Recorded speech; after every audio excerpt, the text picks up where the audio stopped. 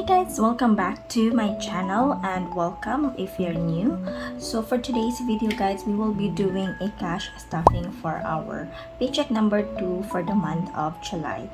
So kung bago pa lang kayo dito sa ating channel, hi, my name is Val and I do cash stuffing videos and also share my financial journey in this channel, which means I have financial goals and I'm actually documenting all throughout the process, and as well I'm sharing to you some tips of what I've learned on my own experience and as well of what I've learned through online guys. So if those are the videos or those are the topic that you are interested with, please don't forget to subscribe to my channel and hit the notification bell so every time I uploaded new cash stuffing and financial videos, you will get notified.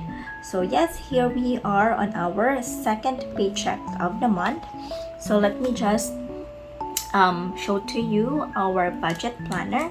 So for new here, my budget planner, I actually the one who made this and also nag-print out guys. So yan. First is I forgot to put some notes to fully pay my debt. That's one of my goal. I always put it here. But my main goal is to income 30k by weekly. That's my monthly income. And then another goal number 2 is to fully pay debt. So don't forget guys. So this is actually a reminder for me na every time I'm doing a budget planner, I am seeing my goal. So parang reminder siya for me that hey, you still have to go, move forward kasi yung goal mo dyan hindi mo pa na-achieve. So I know it's gonna take time but we'll get there guys. So here, ang ating income for this paycheck is supposed to be 15,000 but meron tayong double pay or holiday pay for this paycheck, and that is 15,900. So there it is. Now I have sige, lagyan na lang natin yung actual income, 15,900, and let's talk about sa budgeting rule sana nga dapat. So here guys, nilagay ko yung budgeting rule that's supposed to be 60% goes to expenses, 20% goes to investment, savings, and then insurance. So on this paycheck po, sana dapat yung ginawa ko is yung expenses ko is only 9,500, investments supposed to be 3,100, savings is 2,300, and then insurance is 1,000. But since we have so much debt to pay, kaya hindi siya mafa-follow. But at least I'm practicing, like I'm putting a note and reminder to myself na dapat ganito yung ginagawa ko. And dapat ganon din yung gagawin ko sa next pay. So, goal muna natin, let's pay out this debt para okay tayo. Okay? So, let's move forward. So, sa ating utang is we have CP and tsaka sa ring. You'll know that is in here guys sa July tracker natin, and so we still have 2 months to go para ma-fully pay natin yung ring. And then we have for the CP, we have so long to go, so we still have 54,600 to pay. And now, okay, I have remaining debt of 800 from last. So kung napanood nyo yung last video guys, ang nasabi ko is I have an utang for the birthday and then the Samsung. Yung nalikom ko lang doon is 14,000 ata if I can remember, but kulang ako ng 800. So yan, babayaran ko siya para fully pay na talaga ako doon. Tapos yung vax, 1,250 yan. Hindi 1,000 sir. So 1,250. So vaccination, yung nangyari is that nakagat or parang na-leak ng aso namin yung open wound ng aking anak. So, pina-anti-rabies namin siya sa City Health dito sa amin. But, I've spent 1,200 for that. So, I have to pay 1,200. So, yan. Let's move forward sa ating cash stuffing na. Let's start. So, for the debt, that's 5,000.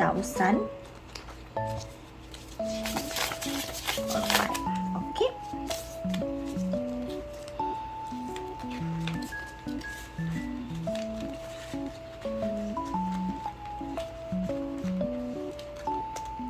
So, savings mamaya na. Oops. I-clear ko pala dapat to. So, let's have the grocery and then the vitamins. I-add muna natin to. Lalagay natin siya dito sa ating credit card transaction. Oops, sorry. So, 1,000. So, kulang na lang ito ng 185 missing. Okay. Sa Netflix, 500. Okay. Doon siya sa miscellaneous, guys. Okay, here we go. Yan pala yung ginagawa ko. Dapat pala i-clear out ko muna yung ating envelope. So, kulang pa ng 49. So, yan. Okay. Para hindi naman tayo malito na dadagdagan siya. Okay. So, going back. So, we'll have the grocery again, 1,500.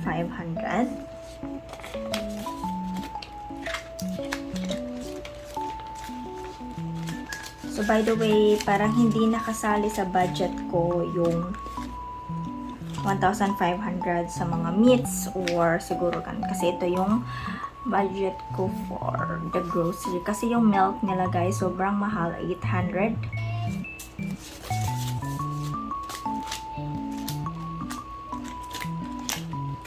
Hindi ko pala ito nalaga. There.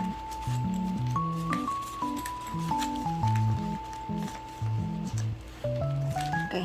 So, let's talk about that later on. So, next is public transport, which is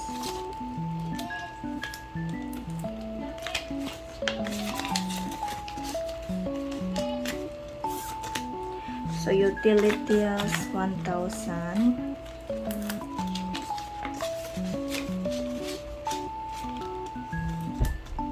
So for the vitamins, it's 500.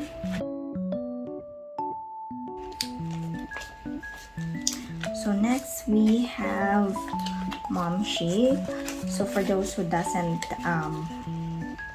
know yet, guys, we are giving 2K every month sa mother-in-law ko. Siya po ay isang senior citizen at saka PWD na po siya. Siya po ay isang cancer patient and meron po siyang mga maintenance. Kaya binibigyan po siya namin ng 2K every month. Although it's not that much, pero at least nakakatulong din naman po. And we have another miscellaneous in here.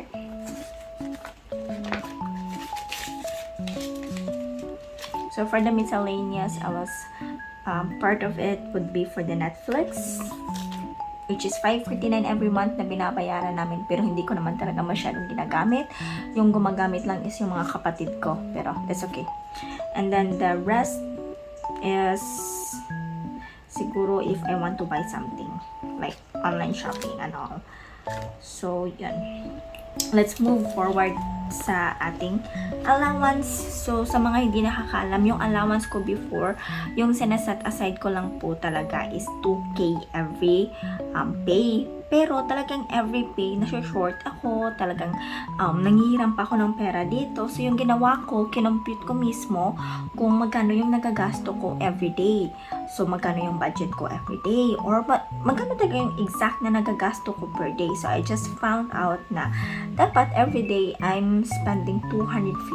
So yung 250, minimultiply ko siya for how many days in 1 week, and then for the next week naman, before the next pay is minumultiply ko siya. So, ganito yon. So, for the first week is 250 times 7 days. So, that's 1,750. And then for the week 2 is 250 times 9 days before the next pay. So, that's 2,250. So, that's why we have 4,000 for our food allowance budget. So, yun yung gagawin natin. So,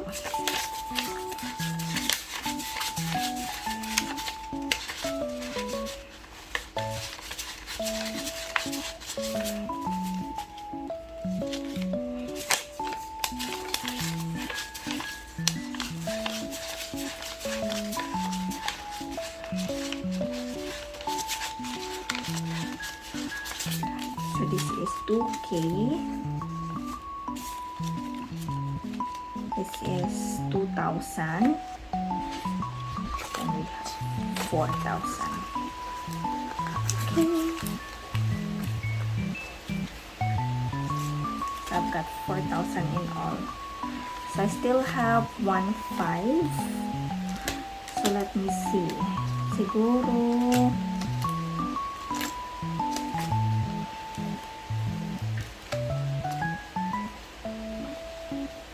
lagay ko na lang siya muna dito.